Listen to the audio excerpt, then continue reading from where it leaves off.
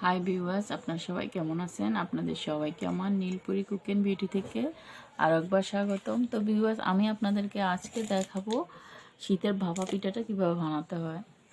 তো এখানে আমি বলের ভিতরে আমি বেশি বানাবো না, বাসায় মানুষ কম, এই বলে সামান্য কিছু গুঁড়ি নিয়েছি, আর এখানে কিছু লবণ, নারকেল আর চালনি নিয়েছি, আর একটা বাটি নিয়েছি, এখানে কিছু পানি নিয়েছি। আমরা এখন লবণটা দেবো। এটা আসলে কে কীরকম লবণ খেতে পছন্দ করেন সেই হিসাব করে লবণটা দেবেন। আর আমরা এখানে কাঁচা গুঁড়ি হলে পানিটা অত দেওয়া লাগে না, শুকনো গুঁড়িতে কিন্তু পানি দেওয়া লাগে। একটু একটু করে পানিটা দিবেন। এখন আমরা এটা একটু মেখে নেব। হ্যাঁ,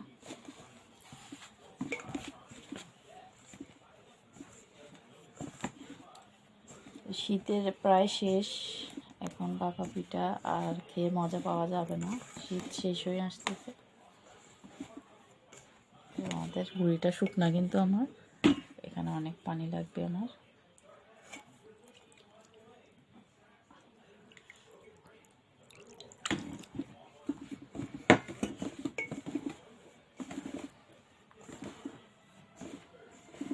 আমরা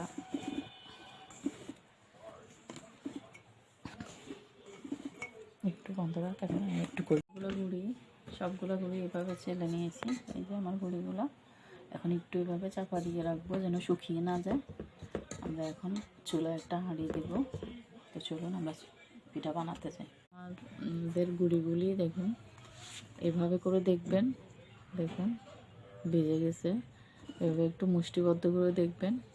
আর এখানে আমি পানি 1 মগ পানি নিয়েছিলাম, আমার পুরো পানিটা লাগে নাই। আসলে কার গুঁড়ি কতটা শুকনো ওটার উপর পানি দেওয়াটা ডিপেন্ড করে। আপনার যদি গুঁড়ি ভিজে থাকে তাহলে পানি অতটা লাগে না, এটার মাপটা আসলে বলে দেওয়া যায় না। আমরা এখন এটা চালনিতে চেলে নেব।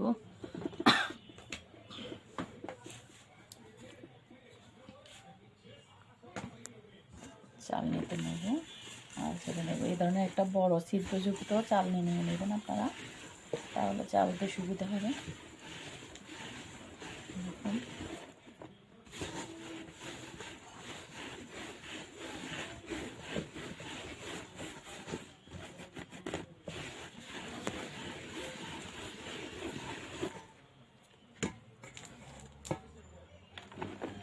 দেখুন আমার গুঁড়ি পড়তেছে কি সুন্দর।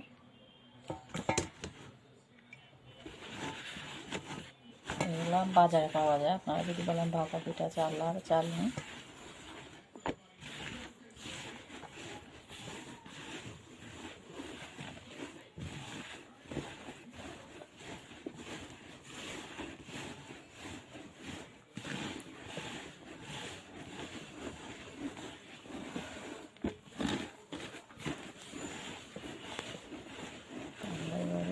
গুঁড়িগুলো সব চেপে চেপে চেলে নেব।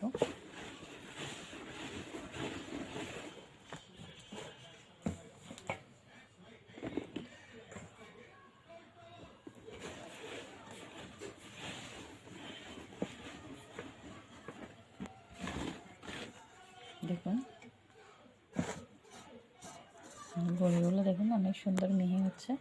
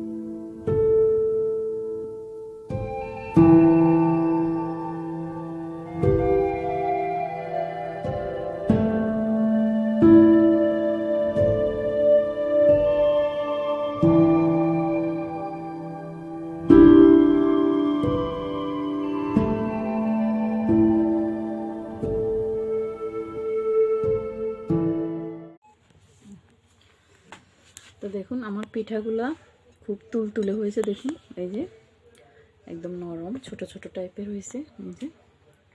আর এটা হচ্ছে খেজুরের রস, যে রসটা, সেই রসটা দিয়ে আমরা এখন এই ভাপা পিঠাটা খাবো। তো কেমন হলো ভিউয়ার্স, আপনারা আমাকে বাসায় বানিয়ে খেয়ে জানাবেন। আর আমার তো ভিউয়ার্স, আপনারা যারা আমার বিউটি ইউটিউবের চ্যানেল থেকে দেখতেছেন, আমার বিউটি যদি আপনাদের কাছে ভালো লেগে থাকে, প্লিজ আমার চ্যানেলটি সাবস্ক্রাইব করে দেবেন, পাশে থাকা ঘন্টাটা বাজিয়ে দেবেন, যেন আমার নতুন ভিডিও দেওয়া মাত্রই আপনারা পেয়ে যান।